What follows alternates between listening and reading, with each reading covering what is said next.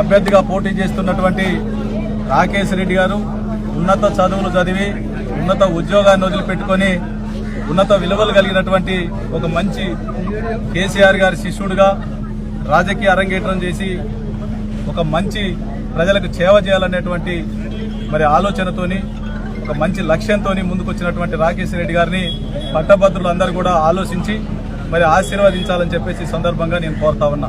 అదేవిధంగా మరి cheater black mailer మరి నల్గొండ నయీం మళ్ళొక నయీం నల్గొండకే కాకుండా ఇటు ఖమ్మం ఉమ్మడి ఖమ్మం జిల్లా అటు నల్గొండ వరంగల్ జిల్లా కూడా మరి మరొక నయీం శిష్యులందరూ తయారయ్యేటువంటి ప్రమాదం ఉంది అని చెప్పేసి ఈ సందర్భంగా నేను అందరినీ కూడా ప్రజలకి విజ్ఞప్తి చేస్తా ఉన్నా.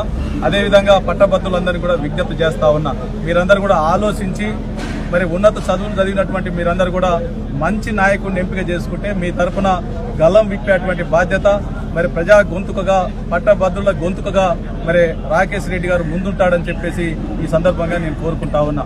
ఎందుకంటే ఈ ప్రభుత్వం కాంగ్రెస్ ప్రభుత్వం మొట్టమొదటి మరి కేబినెట్ లోనే 50,000 పెద్ద మెగా డిఎస్సిని నోటిఫికేషన్ ఇస్తామని చెప్పినటువంటి మరి కాంగ్రెస్ పార్టీ మరి ఇవ్వకపోగా బీఆర్ఎస్ పార్టీ ఇచ్చినటువంటి 30,000 ఉద్యోగాలకి మరి మేము నోటిఫికేషన్ ఇచ్చి ఇంటర్వ్యూలు పెట్టి మరి వాళ్ళకి అపాయింట్మెంట్ ఆర్డర్లు ఇచ్చే ముందు ఎన్నికల నోటిఫికేషన్ వస్తే ఆ 30,000 ఉద్యోగాలకి మరి బ్రహ్మాండంగా సభ పెట్టి మేమే చేసినామని చెప్పుకునేటువంటి ఈ రేవంత్ రెడ్డి ప్రభుత్వానికి బుద్ధి చెప్పాల్సినటువంటి అవసరం ఉంది.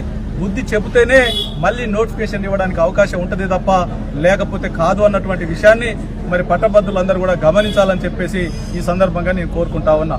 అదేవిధంగా 4.5 లక్షలు ఉన్నటువంటి ఈ ఓటర్ మహాశయులందరినీ కూడా కోరుతా ఉన్నాం.